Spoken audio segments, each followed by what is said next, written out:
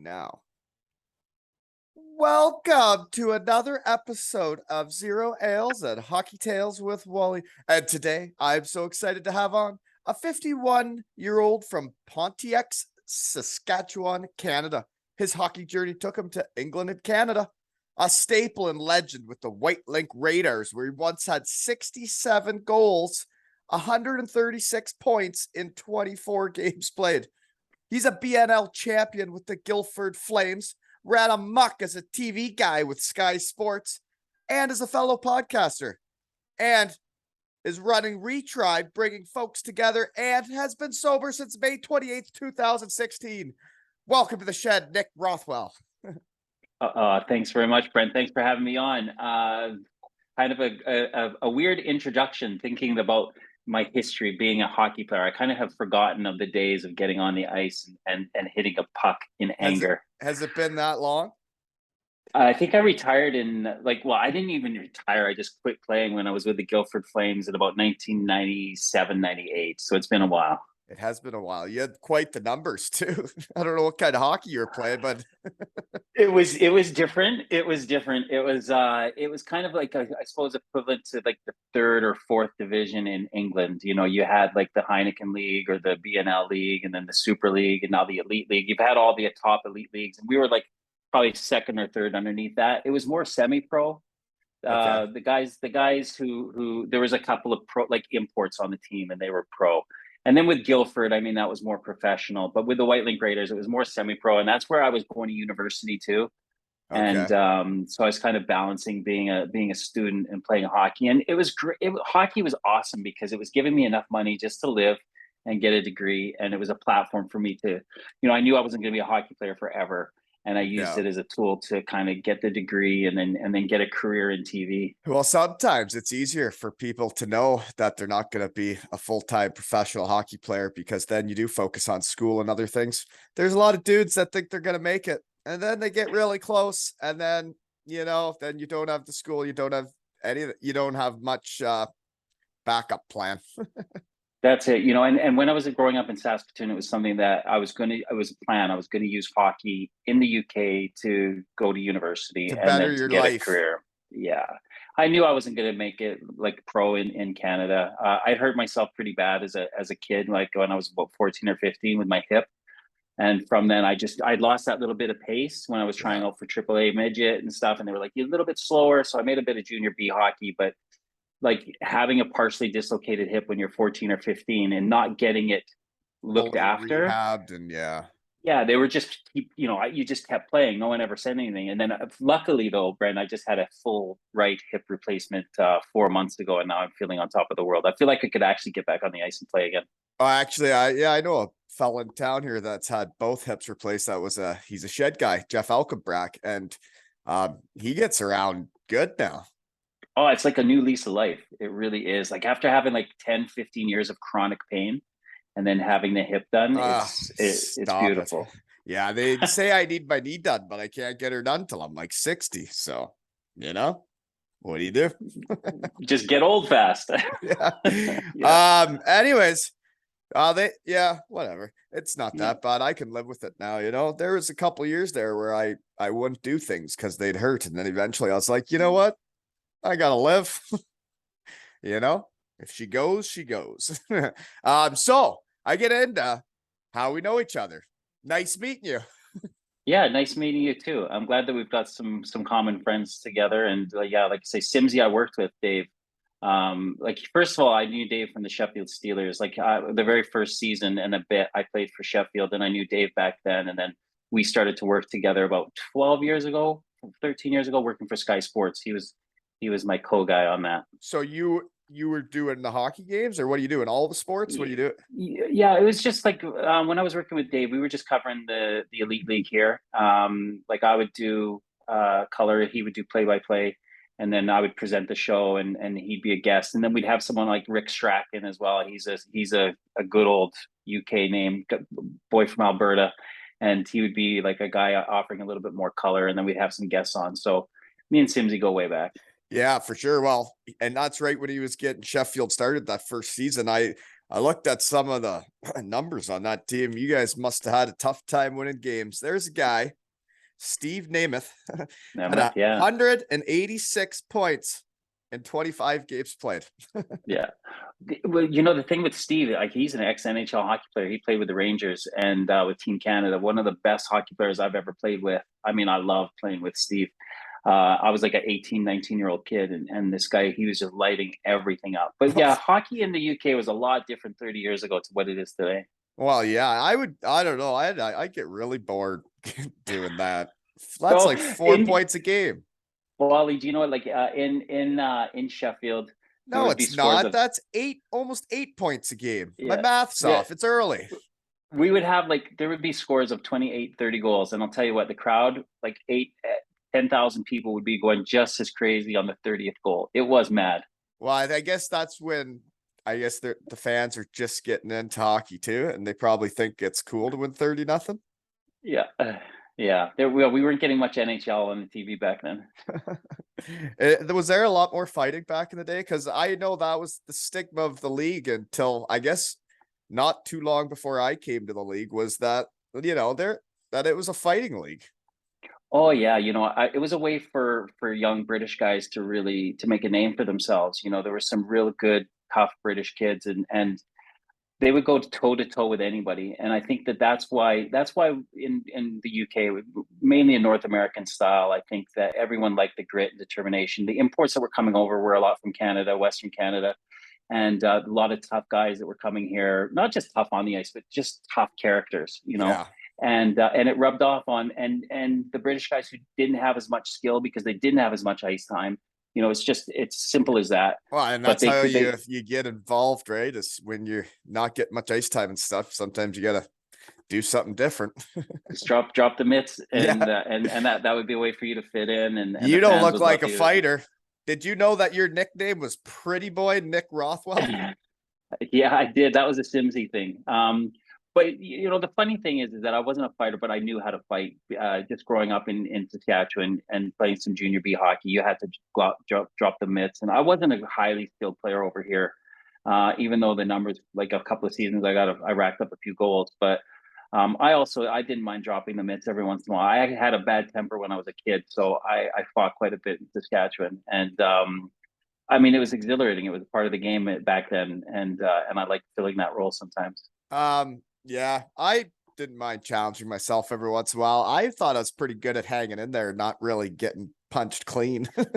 That was my trick. Really, just throw really fast. I'd take some to the top of the Yeah. head, but then I would just keep going forward and try and get my head in their armpit and then just swing up, right? They can't get you if you keep skating forward, but if they I was a push and pull guy. I was push and pull them into my and really, you're actually yeah. trading with these fellas. That's not what I would do. I just keep going forward. But then you know what? I never really fought any of the really big guys because I would have died. One time my buddy Hendo grabbed me at the end of a practice and he put my shoulder pads, like he put his hand and I got both sides of my shoulder pads with one grip. And he could have done whatever he wanted to me. Yeah. Oh, there's some strong I didn't guys. like that feeling. No, I don't. No one likes to be ragdolled. No.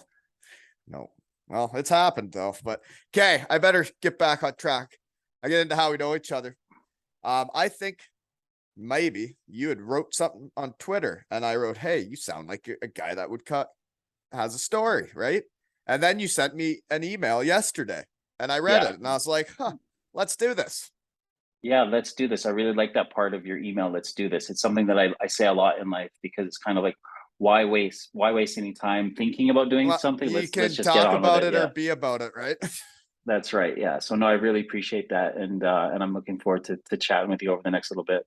Yeah, and well, the kids got the day off school, and then we got tryouts at 8 in the morning the next 2 days. There's not much time to get this shit in there. You just got to do her, Let's get her done. Okay, so where and what are you doing now?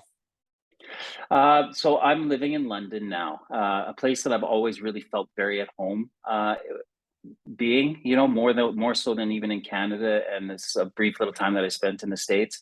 London's always felt like home. So I'm here and I'm running a company called Retribe, which is a company that I started in Toronto when I got sober 6 years ago. And it was really it was a company set up to help guys like me, guys who, I played sport all my life, and it was an intrinsic part of my life. It was part of my identity. And when I stopped playing sport at 28 years old, I was thrust into the bright lights and the big city of working in London, and I was very ill-equipped with life.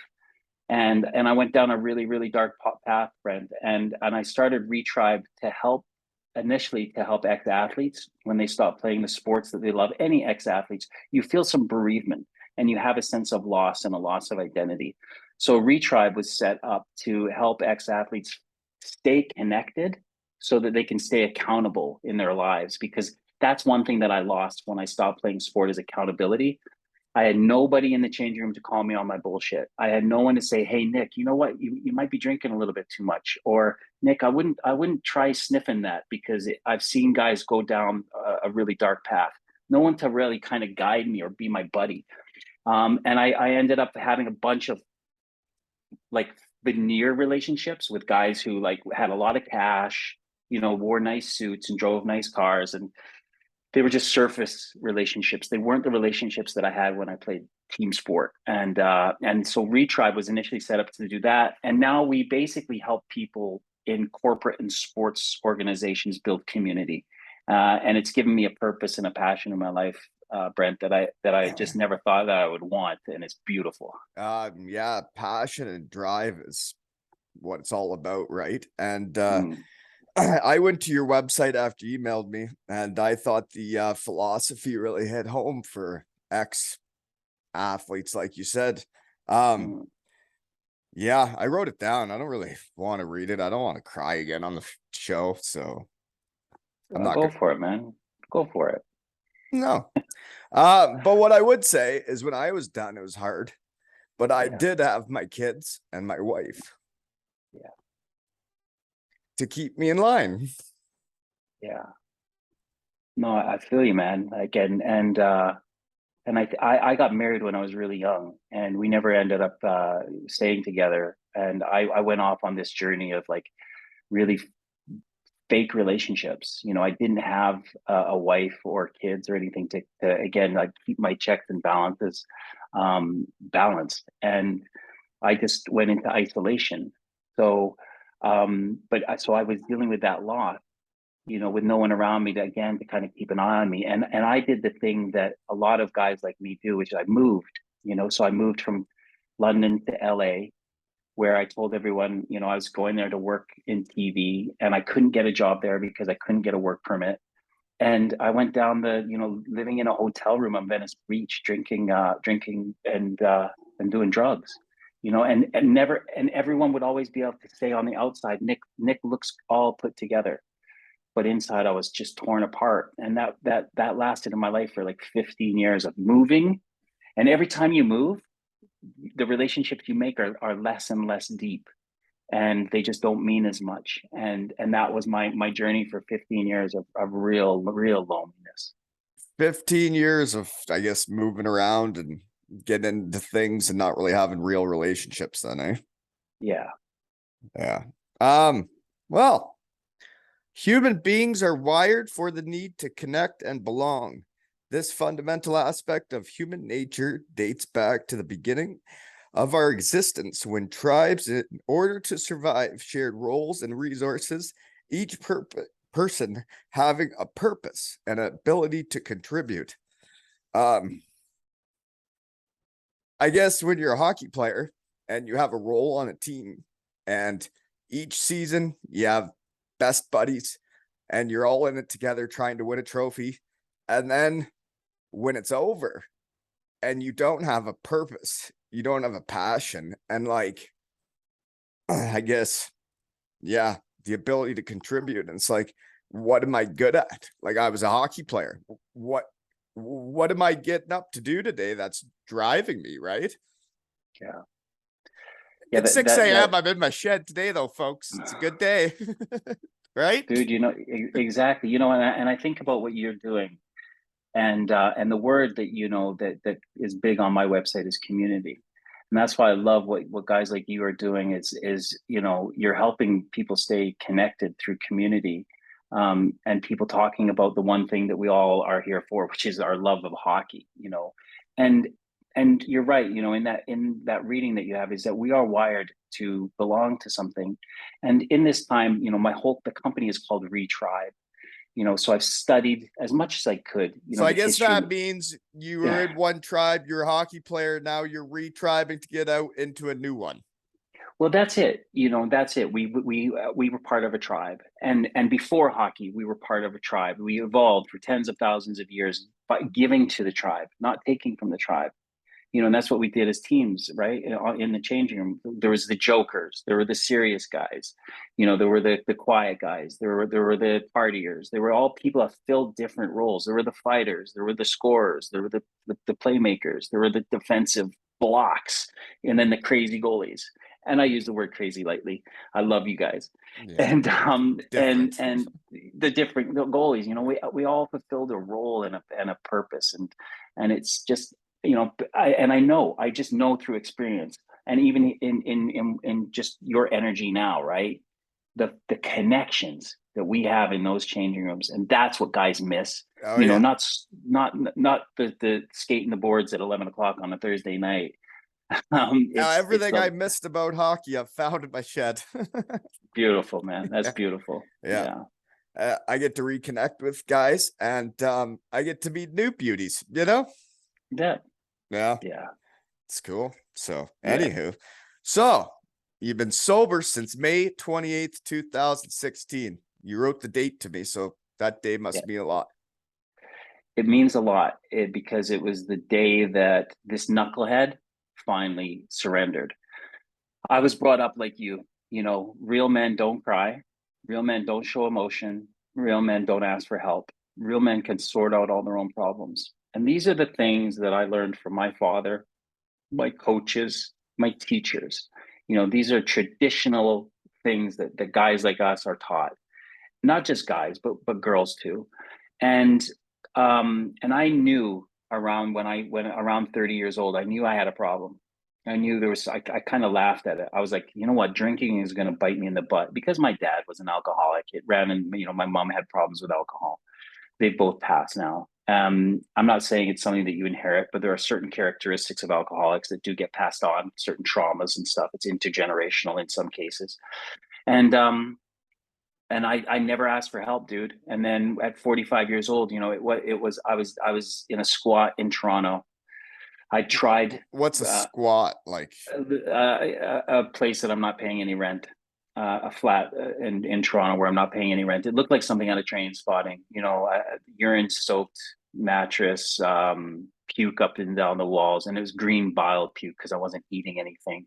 No. It was just the puke that you get when you have a shot of vodka, and it kind of shocks your liver into working again, because your liver's full. It's a filter and it doesn't want to work. Your kidneys don't want to work. And so I had liver and kidney failure. I had acute pancreatitis, which is a deadly condition. I've had that a couple of times. But the doctors are saying what was killing me was dehydration and malnutrition, because my whole diet was straight vodka, and then I would chase it with a peanut M&M because I didn't want to use any liquid because I didn't want to fill my bladder. So that's what was killing me. And then I woke up on the 28th of May, 2016, and I'd been trying in a 12-step program, but struggling. But something was beating in me so much that I finally, it almost felt like in that gross room, it almost felt like a warm quilt was put around me. And I kind of heard this thing of like, you're done, son, you're done. And I think that was just kind of the death of ego. I think I was just so crushed that I made myself, it took me about 3 days to walk.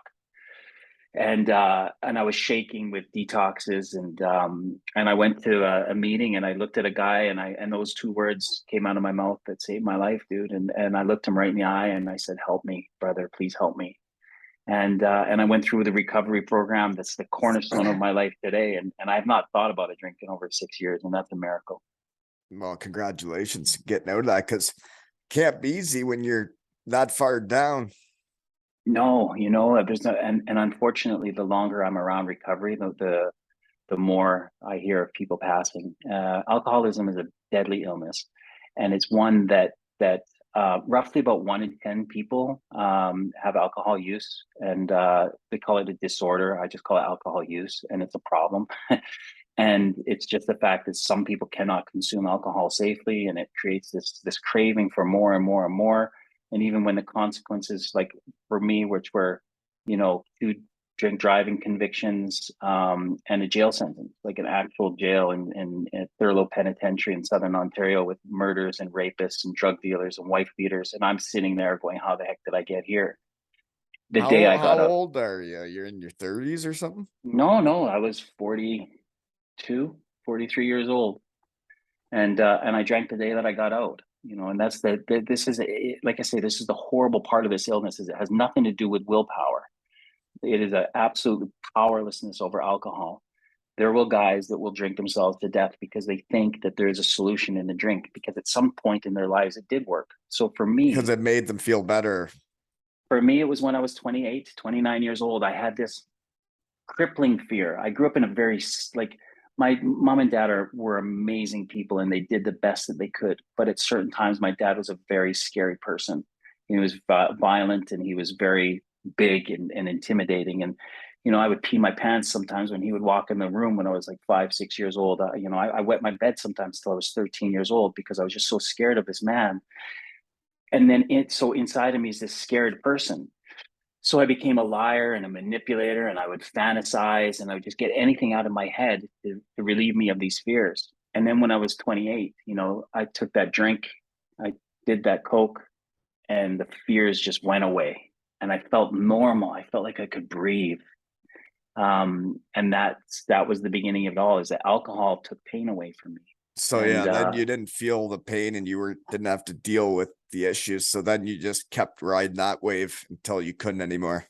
Exactly. That's exactly how it goes. Alcohol is a solution. It takes away pain. It takes away fear. And then obviously it is a corrosive uh, substance. It has ethanol. It has diacetic acid. It has acetaldehyde.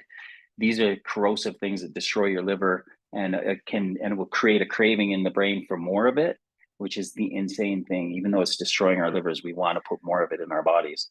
Yeah. And then you said, like, you got hooked on cocaine too, and you tried that. I guess I'll just say that, like, I never did try it. I didn't want to, because I didn't want to know I liked it, And as you grow up and you become an adult, sometimes you'll see shit out there, right? And I would never try it, because I know when I like doing stuff like podcasting, she's full go, right? So I knew never to try that shit, and I'm glad I never did. Yeah, but I had that mentality too until I was like 28, and then it took a guy who I really looked up to. He was very successful. He had a nice suit and a nice car, and and I remember him just taking an Amex Gold card in this little pouch and just put it in. He goes, sniff that. And I was kind of like, I wasn't peer pressured into doing it, but it felt like, oh, I've got to do this. I'm sitting in this toilet in this really nice club in Soho, and I did it. And it took a while. I wouldn't say that I became an addict with that. Because I'm an alcoholic. Alcohol is my main problem. But in the beginning, in the first, like, specifically 18 months to 2 years, cocaine was around all the time. So it basically just enabled me to drink more because it would keep me up. Yeah. Jeez. Yeah. Well, that you got out of, so how does it, so you go to rehab, right? You live there for a while. Like, how, Yeah, I went to a couple of treatment centers in Canada, and I'm not going to knock any treatment center. I think that the work that they try to do is amazing, but unfortunately for me, it never worked. It just got me off of the alcohol for a little bit of while in a safe space, which is needed, because when you're coming off of alcohol, it's very, very dangerous. Your aorta can pop, and a lot of people can die from seizures coming off of alcohol. So it was a safe space for me to detox. But unfortunately, when this is the problem with alcoholism, is that when you have no alcohol in your body, you'll still have this obsession that, oh, maybe just one glass of wine with my pizza will be okay, knowing that if I have that glass of wine, I'll end up drinking the bottle, right. or a whole bunch more, but you'll just still do it. And this is the obsession side of alcoholism. And that's the bit that kills guys, is that, you know, you can go to treatment, you can be pushed away from it, but when you get out, you will find it again, because your body, your spirit, everything needs that solution, that sense of ease and comfort that drink gave you. And now what my life has done is I've substituted my life's purpose with that, and that gives me now the sense of ease and comfort of a drink. I have now got purpose in my life, and that's substituted. So like I say, it's a miracle that I don't even think about a drink. Right. That's awesome that you found that peace. Yeah.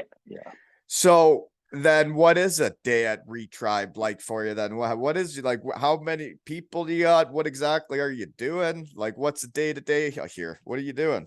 Yeah, so we work with a community here in London where I just basically I do this. I do like weekly Facebook talks with really like lives with really cool, interesting people, and it just supplies, you know, what people are doing. A lot of coaches, a lot of teachers, a lot of charities that we talk to, and they'll give people in the community, you know, resources where people who might be feeling a little bit lonely or disconnected can join their services.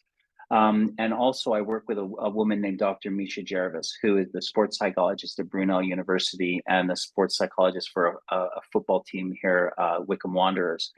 And she's been in sports psychology for over 30 years. And we've written this program called Tough Through Tender, which is a program that balances things like toughness, which is really resiliency, and tenderness. And that's built around vulnerability and compassion. And it's something that I think we all need to do, Brent, is like balance these things in our lives, right? Because for so long I was trying to be super tough. Right. But all of a sudden some vulnerability comes into my life and I start to become a little bit more balanced and a little bit more, and that's what it is. It's a balancing act.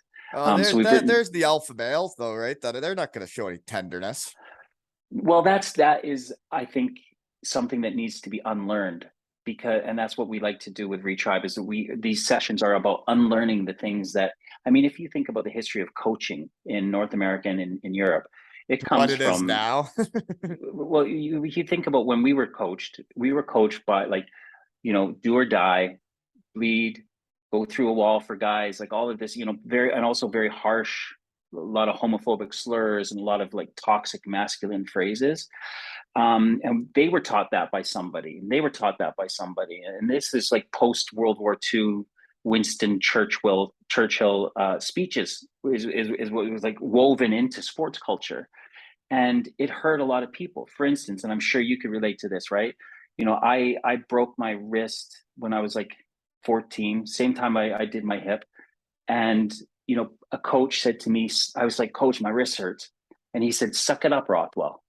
So I played a whole season of AA midget hockey in Canada with a broken wrist, where I needed, at the end of the season, the scaphoid had worn away, and they needed to take bone off my hip and put it in my wrist, all because a coach said to me, "Suck it up." Right. You know, so these are the things that are taught to us that we need to unlearn, and to make sure that future generations of men and women don't need to go through the pain and the trauma that we've gone through, because it doesn't build character.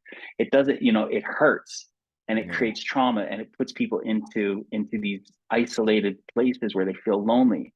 So I will argue with anyone who says it builds character, because I think what builds character is truth, where someone says, "Oh, let's get that checked out." You know, when I think there's being hurt and there's being injured. I think a broken wrist is injured, but I think I still think that persevering and dealing with some shit's okay too. hey, this is resilience building, right? There's resilience building, but also like telling an 8-year-old there's no crying in hockey. Okay, now this is something that we were taught. Listen to me in my shed, I cry all the time.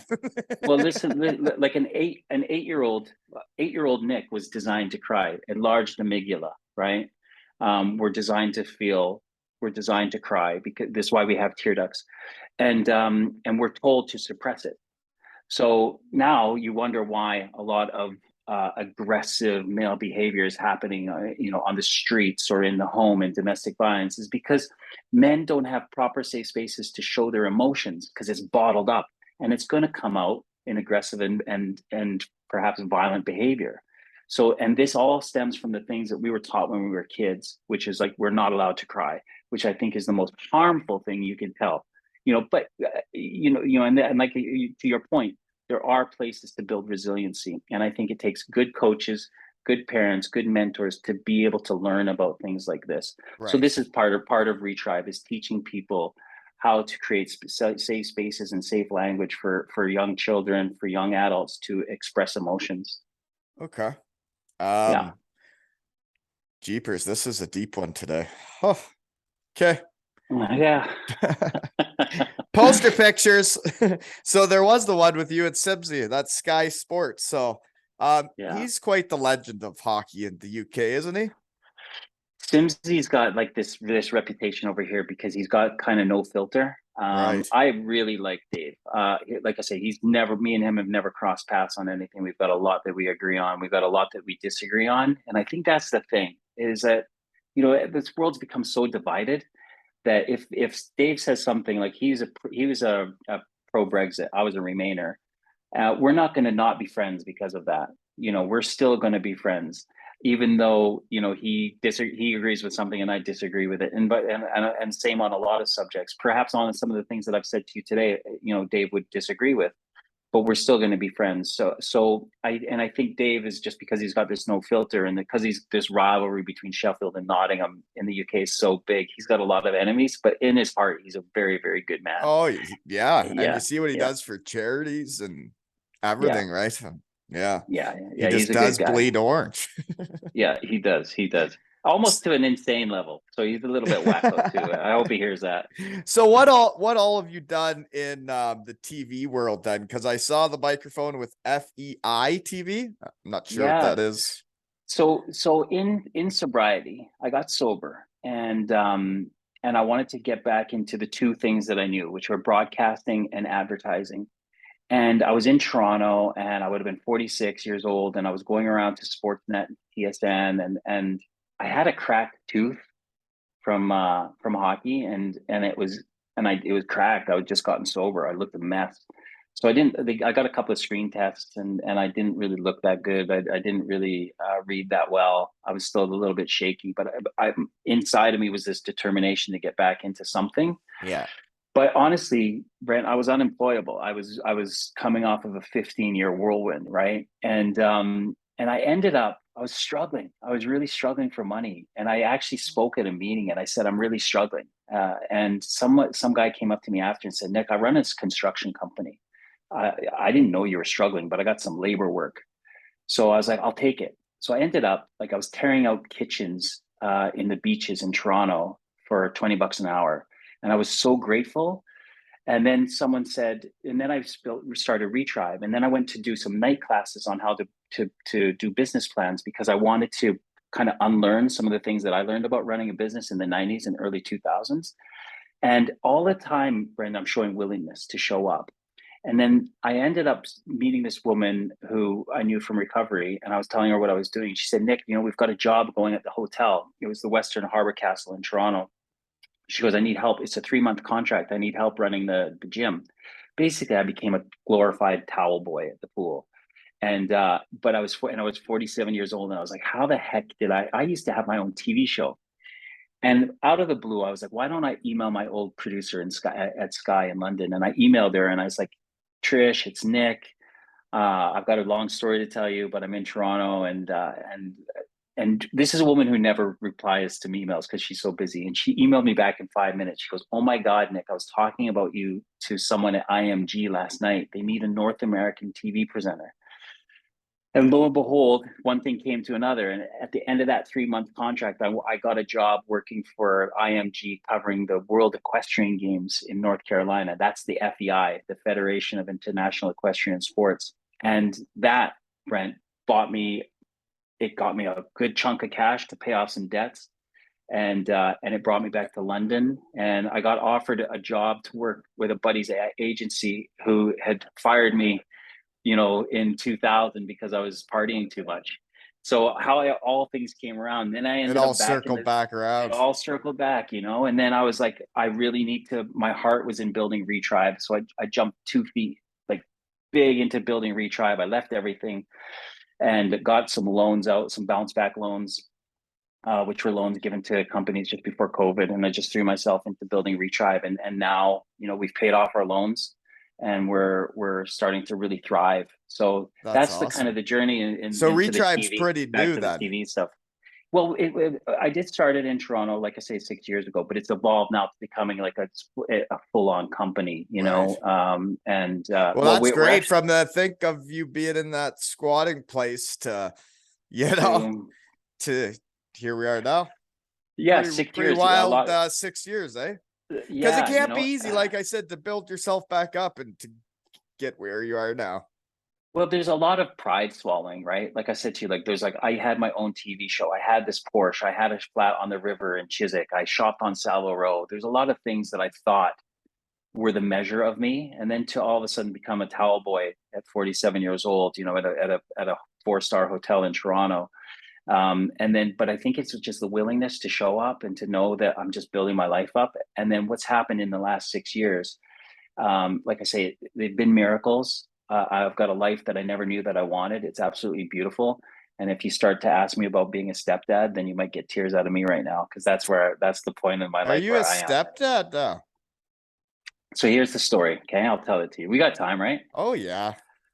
So when I got sober, you go through one of the steps is you talk to another guy about your fears. And one of my fears was that, um, skip that a little bit before. I was with a woman in Toronto, and she had a miscarriage. When she told me she was pregnant, I thought, I'm complete. I was 42. I was like, I wanted to be a dad because all my life people were saying, Nick, you're going to be such a good dad. And she had a miscarriage. And that led to the point where I ended up in jail because of drinking. And when I got sober, then at 45 years old, I was like, oh, one of my fears was never being a dad again. And this man, who is going to be the best man at my wedding, which is coming up in June, he said to me, Nick, if it's meant to be, it's meant to be. And in this way where I just felt the fear go away. And Yeah. I was like, oh, cool. If it's meant to be, it's meant to be. And then at 49 years old, I'm in London, I'm building Retribe.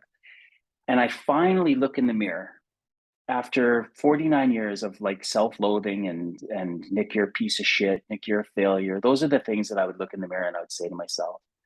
And then at 49 years old, I finally looked in the mirror, Brent, and I said, Nick, I'm proud of you, proud of you. Because I worked a lot in recovery and helping a lot of people. And I think it built enough self-esteem in me to finally meet myself, and they say you can never meet someone as deeply as you can meet yourself. And finally I'd met Nick. And then this beautiful woman came into my life, and we met, and she said she's got 3 sons, and which it boggled my mind, because she didn't look like she had kids like her. She's stunning. And I'm not saying that people What who are you have saying kids about the don't. mothers out there? Oh, sorry, that came out wrong. But all mothers are beautiful. Yeah. They really are. But she didn't look like she had 3 kids, if you know what I mean. And just I was in shock. But she's from the Czech Republic, so she had them playing hockey. So I thought, oh my God, the universe has put this woman and these kids in my life. And they've had their rocky road, with how they were brought up, before she left her ex-husband and stuff, who can be a nasty piece of work. Yeah. And I thought, oh, I'm here to save them. So I kind of put on this Superman cape, and I'm like, I'm here to save the day. So I got involved in their lives, and Brent, the only thing that I knew is, which my dad taught me, which is like became a disciplinarian, and I was like, don't talk to your mom like that, don't do this, and it made me feel sick. Yeah. And I was like, I can't do this, and she said, Nick, take your time, take your space. And I actually did. I went away for a week, and I did some writing, and I did some meditating, and I was in Portugal in the Algarve, and I went into the ocean, and I was like, please help me, please help me. And I just started to cry. These tears just fell down my face, and the smile came up. And I remember these fish started coming around me. And we were like, dude, what's up? And I just came out of that water, and I just felt different. And I came back to London, and since then it's been over a year now, and I've discovered that I'm not here to save these boys at all. Yeah. They're here to teach me. It was like this thing of like, I was David Hasselhoff, on Baywatch, and I was like, You're see trying this to do too woman. much and be too much instead of just I be was like, yourself. yeah, I'm like, hey, you watch me go save this woman and these 3 kids. And I'm Yeah. watch me. I'm swimming out. I'm swimming out. Watch me, watch me. And then I get there and I'm like, here, I'm here to save you. And she says, dude, I'm a fucking mermaid and these are little mermen. You better get back to shore. You're gonna die. And that's what I learned is that they're so resilient, they're so tough and beautiful, and they've got so much to teach me as a man, and every day. And we're now living a family home together, and like I said, life is beautiful. It's not without its challenges, but I've got the tools today to be able to ride those waves and not go into isolation, not think that a substance is going to help me. There are solutions out there, folks, and I think that in connection, in accountability, and in community, you can find whatever protocols work for you, whether it's a 12-step program or therapy or just getting back on the ice again, because that's something that I've done. I just did my level 1 coaching so that I can get back on the ice with these kids and get my hip done. And, when the rink around the corner for me is just about to open up in December and we'll all be back on the ice again. And like I say, I just can't think of a more suitable path for my life right now. I'm Yeah. so grateful. So grateful. Well, that's great to like when you're in a place in life where you're like, I'm doing exactly what I should be doing. That's a good feeling. It feels good. Yeah. Yeah. Mm-hmm. So back on track. The White Link Raiders. You guys won it. Your poster pictures I'm into again. You guys won Yeah. it. Oh, yeah. I was there in like the early 90s, and I was there to help set the rink up and bring in a couple of imports. And when I was working with a guy named Dan Sweeney, he was the coach and GM, and we had like a couple of seasons where I think we went undefeated in all games, all competitions. We won everything, and I think they went on to win it another 2 years on top of that. So it was like something like 4 years in a row, winning the cups and the leagues. And it was such a unique place to play because it was an undersized ice pad, but there's a community of about 100,000 people to pick from, and the rink would hold maybe about 1,000 to 1,200, like packed. But I compare that to playing in Sheffield when we would have 11,000 people playing or watching. The atmosphere was even more exciting and electric because everyone's just on top of you. And There's those arenas where you only need 1,000 people in it, and it is the oh, most exciting arena to play in the world. it was beautiful. And the players and the community were together. Everyone would go to the bar after and people became friends. There wasn't that separation between like your high professional leagues to the communities. Like they were integrated. And it was such a special time. I think anybody who ever talks about the White Link Raiders in the early 90s, early to mid 90s, they'll say that it's probably one of the most special times in their lives, not just with regards to hockey, but with regards to community and friendships and bonds that were made over those years. It was incredible, and we won everything, which made it even better. Winning is fun. It makes things Yeah, more fun, right? yeah, So well, we can dive into this still. Here we go. yeah, yeah, Growing up in Saskatchewan, how'd you get into hockey and what all sports did you play? yeah. So I think that my mom and dad were from Doncaster, and they immigrated to Canada in 1967 with my sister, who was 2 at the time. So, and they went to Pontex.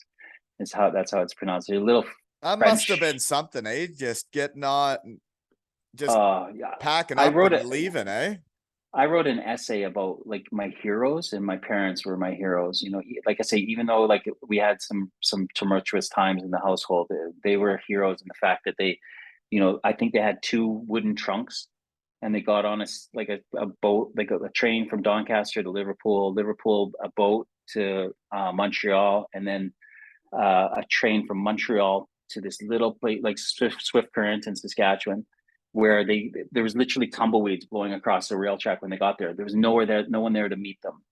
And then finally they ended up in Pontex because someone came to pick them up. And then my other sister was born, and then I was born. And So growing up in why'd they Pontex. go to Saskatchewan? Why did Oh, they just sorry, yeah, because my dad was a teacher, and there was a shortage of teachers in Canada, so they were relocating teachers to Canada to teach. And I grew up in like not far from where Brian Trottier was from. So my dad actually coached basketball against Brian Trottier. And okay.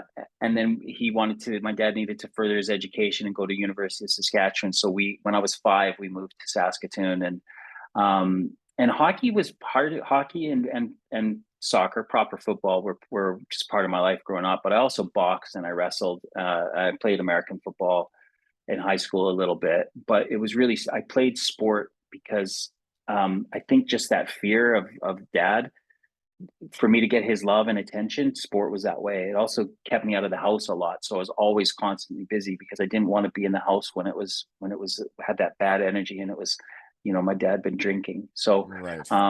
so I just grew up, sport was my identity. I was just known as an athlete, not an elite athlete, but just a really above average athlete. I could kind of put my hand to anything.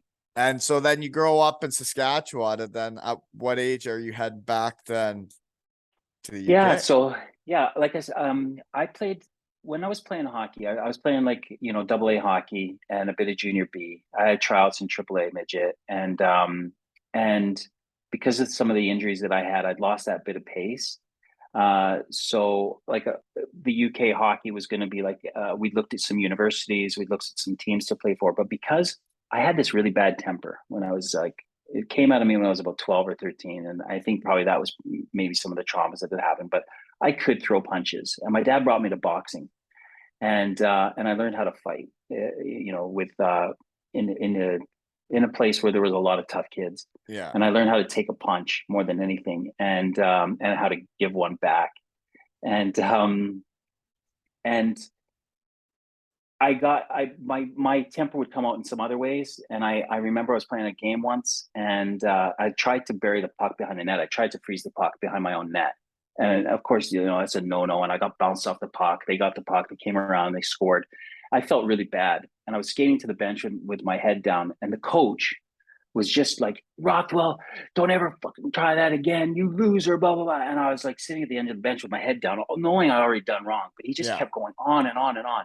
And finally, I just turned to him. I was like, fuck off. Yeah. And he said, get in the bench. You're off the team.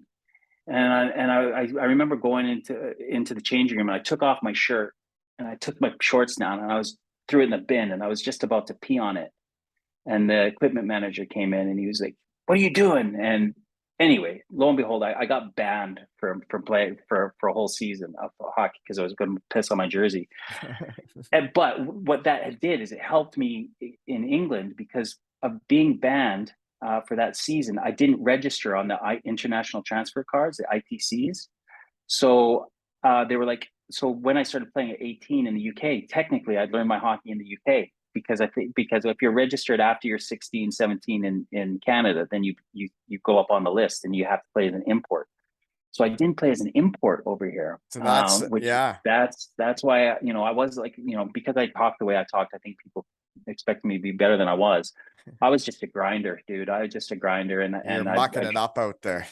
yeah. But on the Isle of Wight, like my shot got pretty good, and I could hit the corners pretty well, and I had two really fast line mates, and they just got me the puck in the high slot, and that's why I racked up those kind of goals. So, but your first year over in the UK, you start 91, 92, is that right? With Solent Vikings? Yeah, And which then, was that was the Isle of Wight, Solent. Yeah. oh, okay. And then, Yeah. so then Simsy just throws a boatload of cash at you to come to Sheffield or what? No. We went up and played. I was with Solent. We went up and played. I played pretty well, even though we lost probably about 20-2. But I hit like Rocket Ron Truja. He was their Rocket star. Ron and Pretty Boy Nick. Yeah, he was Mr. Sheffield, Mr. Hockey, and I hit him. And after the game, he came up to me, he goes, "Why don't you come play up here?" And I was like, "Yeah, I just played in front of 10,000 people." So I commuted from the Isle of Wight, where I was living, up to Sheffield to play. How far is And that? it was like a 4 hour with Journey. trains and tubes and stuff having to go through London. It was crazy, but it was an incredible season. And at the beginning of that next season, I played a couple of games with Sheffield, and then I got fired. Well, what? Simsy Yeah. gassed you? It was a guy named Ronnie Wood who he was. I think he Jeez. tried to do one of those Hitchcock things, like no one was getting paid at the beginning of the year, You and we were got all in fired the first season with Sheffield. You had sec. 13 goals in 13 games. Yeah, I know, and then I got fired the next season. After, because I think what, there's that myth that Alfred Hitchcock would always hire someone on his set so he could fire them and show that he's in power.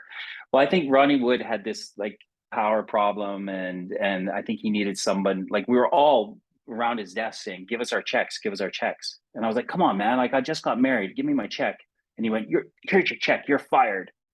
And everyone kind of looked around and was like, "What? You know, this is it?" And yeah, he actually did gas me because I asked for my check with like 3 or 4 other guys who hadn't been paid, which was ridiculous because Sheffield were getting a lot of money back then. And I think there's a few bucks going out the side door somewhere, but don't quote me on that. Oh, they're getting 10,000 people in arena. Yeah, and then he was squabbling over giving me a check for like a few £100s. So Well, I wonder what the anyway. fella getting 8 points a game was getting paid. Yeah, they would have been So getting a few. you guys must have won it that first year, I'm assuming, if the guy got 8 points a game. No, we actually didn't. We lost. We came in second and then there was a team called the Medway Bears, and they actually won the league. We came in second, but we got promotion in the playoffs with them. So Okay. yeah. So Yeah. then you get gassed in Sheffield. And Yeah. then you head to the Chelmsford Chieftains. Yeah, I got gas there too. They're I was 8 playing goals really in well. 8 games, 20 points. Yeah, I got gas there too You because got fired with 20 points in 8 games. Man, a yeah, tough crowd back then. yeah, fired back to back in a couple months. Yeah, but I think that was I don't know. They were saying that they didn't have enough money to pay me, so I'm sorry. There's a building going on next door. If you can hear some buzzing, Yeah, but there's a little bit of buzzing over there. Okay. yeah, Well, yeah, so then you go to White Link Raiders, where yeah, you spend the next well, at least a little bit of time, eh? yeah. I spent a couple of years there until I think it was 2 seasons I spent there, So that's and on the those were the Isle of Wight. Isle of Wight, yeah, which is just an amazing place to play. It was beautiful. It was an amazing couple of seasons, but that's when I was going to university and in Winchester, which is just on the south coast as well. And then the Guildford Flames, I think they saw my numbers in that last year, and they were rebuilding their team there. So I went to Guildford, and honestly, that move to Guildford, that's what killed my hockey career because they had the worst coach ever, a guy named Ivan Brown, and he was the worst coach, worst manager I'd ever seen. I started that season off great, and it was just always these nitpicking. Like he was just so negative all the time. And there was like a guy named Andy Sparks, who's a great British hockey player over here, a real utility guy, and people just lost the love of the game because of this moron. And I just was like, I'm not going to do this, and I BS my way into Sky Sports, so I knew that was going to be coming, and I just wasn't interested in the hockey anymore. I just wanted to become a TV guy Right. because it was a lot. I wasn't going to get my face smashed in, right? Well, and I mean, this may sound tough, but like you got fired in Sheffield and then Chelmsford, and you're like, well, what am I doing? Right. But Well, yeah. I just don't understand the getting fired because, like, you go to White Link and then your first season in there, you had 136 points in 24 games played. So Check out the Pims though, right? I had the Pims I too. didn't write that down. Oh yeah, I The research team missed that. 150 or 180 Pims in 21 games or something like that. Some of the stats back then in British hockey were pretty wild. Yeah, they were, but you know what? It was a beautiful time because, like I say, it was mainly all British guys playing. You'd have 2 or 3 Canadians on the team, and it was just a lot of fun hockey. And you were paid to score goals. So if you didn't score at least 3 goals a game, it wasn't Right. a good reflection on you. So you had to score. So it kind of got silly sometimes when you Well, knew you didn't need to score, and they'd but still, you would anyway. yeah, like, well, Yeah, in Germany or Switzerland, those fellas are getting paid to score goals, right? Maybe not that's 3 it. a game, but you better be scoring. So Yeah. so then you go to Guildford, and like, yeah, when I looked you up, like there's hockey cards of you made and stuff. So are we getting closer to the Elite League, the BD1? Yeah, the BNL one, I think it was, right? British National League. They've changed the league, the names of the leagues so many times. Yeah. But we're getting closer to the top league. But and when I stopped playing, then that's when the Super League started in the UK. I think in 1997. And that's when a lot of British guys lose their, I guess, their Yeah. paychecks for the sport, right? Because they're all going to the imports in the Super League, and then there's probably not much money left for any Brits. That's it, and the Super League was probably the best hockey. Like I think from, 90, let's say 97, 99 to 2000 and bit, that was the best hockey that the UK had seen. And I mean, there were some amazing hockey players over here, guys with AHL and NHL pedigree, like really, really high. And it was almost too good because you'd gone from like score lines like 20-2 to like 2-1 and 4-3 if it's a high scoring game. And fans just didn't, it was like, They what's didn't going, what are we understand seeing it. here? Yeah, because they're used to really celebrating the 25th goal. Yeah, so hockey really changed a lot with that Super League. Although the hockey was at a high quality, it wasn't needed.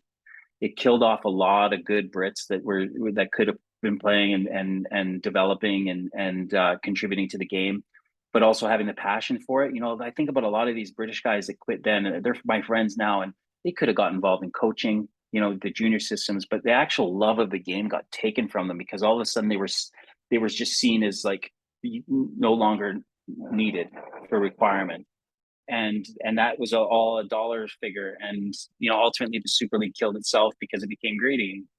Well, I got into coaching my son last year, and looks like there's a good chance I'll be helping my daughter's team, whichever one she's on. But like when you get to do it older, when you've been through it, and say you've had some dickheads as coaches, then when you get to do it, you get to do it the way you want to, the way you thought it should be, right?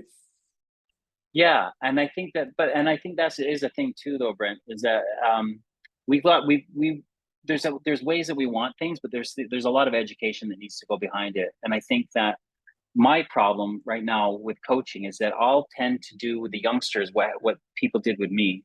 So I don't look for like, there's a guy that I really really look up to over here, and he started a rink called the Ozone, Danny Myers. And I was talking to him the other day, and he was like, he looks at the kids' eyes for smiles.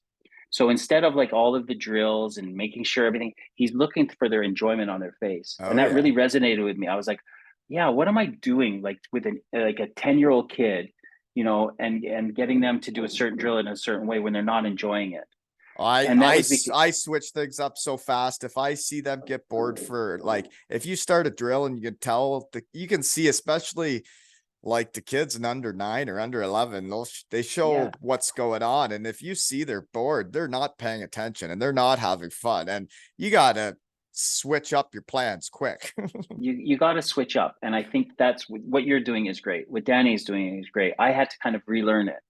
Whereas, because what I learned from coaching was what was taught to me, and it wasn't helpful coaching. It was Right. like the stuff of like, oh, I'm trying to make it into the NHL kind of coaching. And I think that parents, people who get involved with hockey nowadays, you've got a better chance of winning the lottery than your kid making it in the NHL. Probably winning the lottery twice.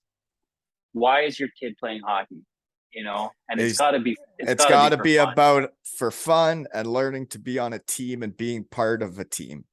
Yeah, all of the things that make us want to cry when we talk about not doing it anymore, right? That's Yeah. why we want to play hockey, because it gives us connection, it gives us accountability, it gives us brotherhoods, and that span a whole lifetime.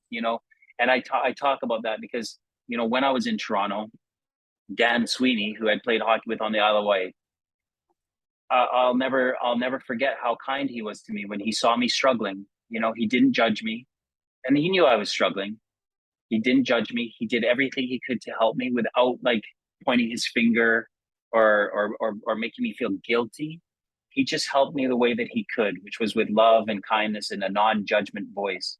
And that's because like we bled for each other on the ice, and I shouldn't use that term. We sweated for each other on the ice, Yeah. You Yeah. block shots and like, there's Yeah. different things hockey players do for each other that they get that bond. But for me, it's been very fulfilling because the little fellas I coached last year now in tryouts, and like we talk about, it's got to be for fun. Like those kids that were on my team last season, like for the most part, almost all of them, like they love hockey. Like they go home and play road hockey. They go play mini hockey. Like their birthday parties are inviting their hockey buddies over to play mini hockey or road hockey. And that makes me feel good as their coach from last year. And then I see them out in tryouts. You can tell which kids go home and practice hockey because they love it. It's not because their parents were making them go to practices or doing all the extra hockey camps. It's because these kids went home and played mini hockey with their friends, and